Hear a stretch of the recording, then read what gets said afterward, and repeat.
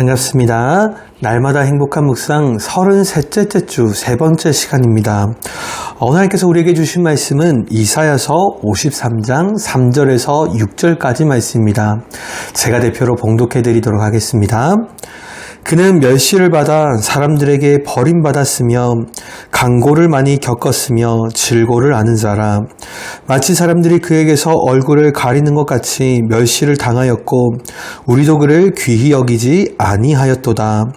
그는 실로 우리의 질고를 지고 우리의 슬픔을 당하였거늘 우리는 생각하기를 그는 징벌을 받아 하나님께 맞으며 고난을 당한다 하였노라.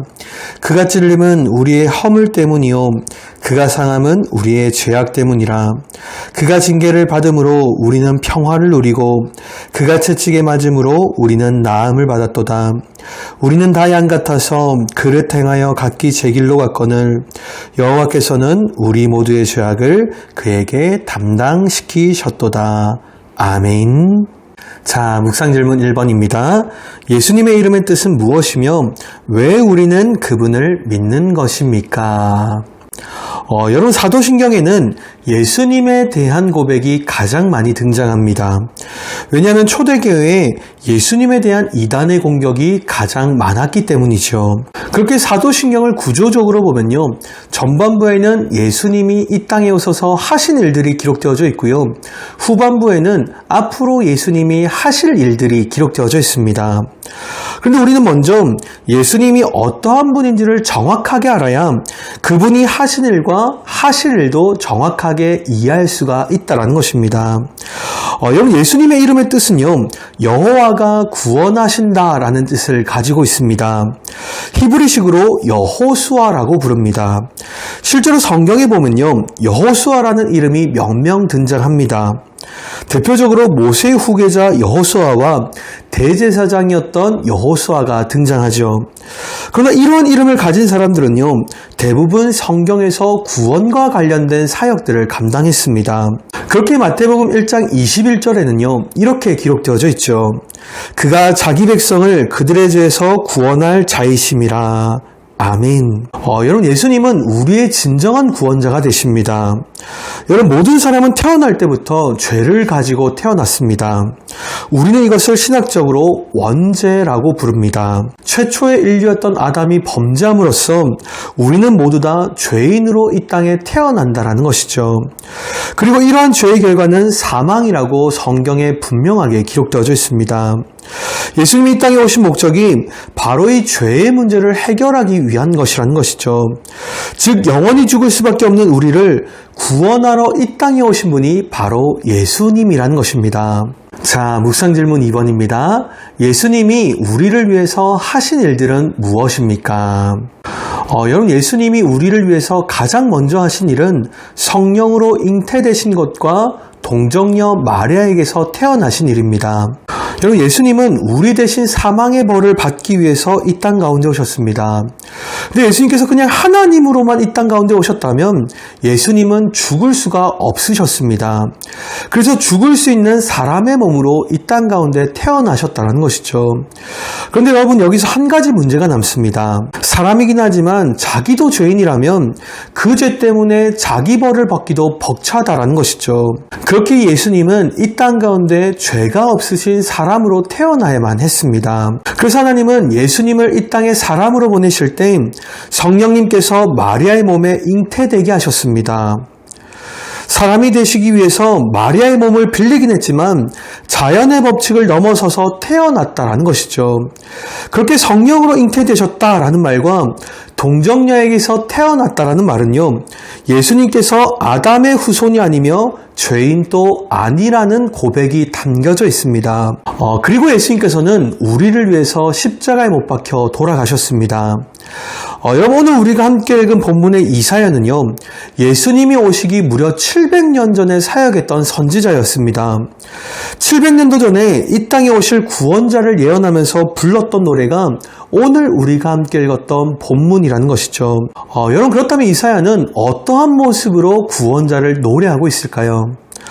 여러분 당연히 강력한 왕의 모습을 상상하실 수도 있겠지만 이사야는 구원자를 종의 모습으로 노래하고 있습니다.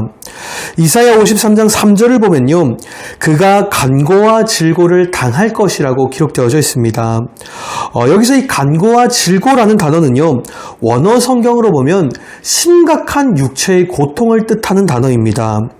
인간이 경험할 수 있는 가장 극한의 고통을 뜻하는 단어가 바로 간고와 질고라는 단어라는 것이죠.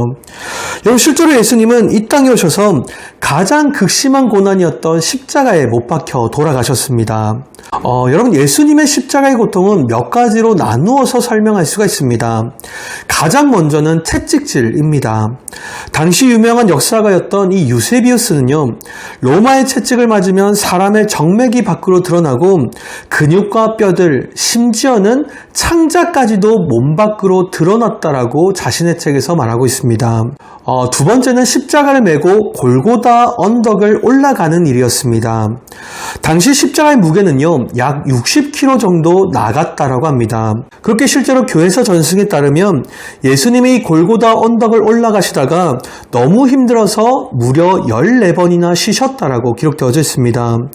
그리고 5번째 멈추셨을 때 견디다 못해서 쓰러지셨는데 그때 구레네 사람 시몬이 예수님의 십자가를 대신 지었던 것이죠.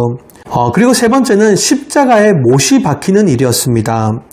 실제로 예수님과 동시대에 십자가형을 당했던 사람이 사용했던 이 못이 발견되었는데요.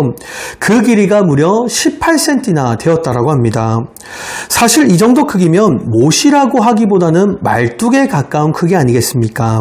이 정도로 못으로 나무에 박히는 고통이 너무나도 크다 보니까 쓸개즙을 탄 포도주를 이 갈대에다가 적셔서 죄수에게 먹여주었다라고 합니다. 이것이 일종의 마취약이었던 것이죠. 그러나 예수님은 이것조차도 먹지 않으셨다라고 성경에 기록되어져 있습니다.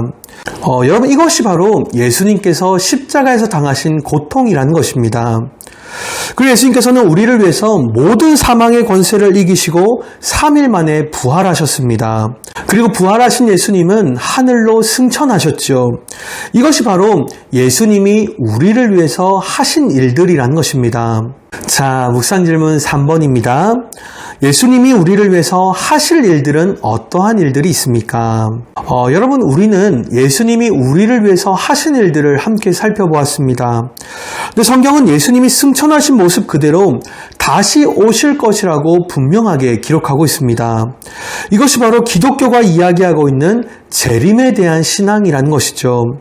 그렇다면 예수님은 왜 이 땅 가운데 다시 오시는 것일까요?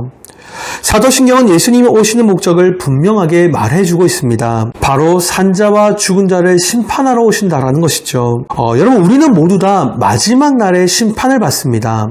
산자뿐만이 아니라 죽은 자들도 마지막 날이 되면 심판을 받게 된다는 것입니다. 이 심판에서 예수님을 주와 구주로 고백하는 사람은 하나님 나라에 들어가서 영생을 얻게 된다는 것이죠. 그러면 예수님은 언제 다시 오십니까? 마태복음 24장 36절을 보면요. 그러나 그날과 그때는 아무도 모르나니 하늘의 천사들도 모르고 아들도 모르고 오직 아버지만 아시느니라 라고 기록되어져 있습니다. 그리고 사도행전 1장 7절을 보면요. 때와 기한은 아버지께서 자기의 권한에 주셨으니 너희의 알 바가 아니라고 기록하고 있습니다. 여러분 예수님이 언제 다시 오실지는 그 누구도 알지 못합니다. 성경은 예수님의 재림의 때는 오직 하나님만이 알고 있다라고 분명하게 밝히고 있습니다. 그러나 왜 빨리 오지 않는지에 대해서는요. 성경은 그 이유를 분명하게 밝히고 있습니다. 베드로서 3장 9절을 보면 모든 사람들이 회개하기를 원하셔서 오래 참고 있다라고 분명하게 말씀하고 있죠. 즉 한 명의 영혼이라도 더 구원받을 수 있도록 예수님께서 참고 기다리고 계시다라는 것입니다. 그렇다면 여러분 예수님은 어떠한 모습으로 이 땅 가운데 다시 오시게 될까요? 예수님께서 처음에 이 땅에 오실 때는 어린 아기로 태어나셨습니다.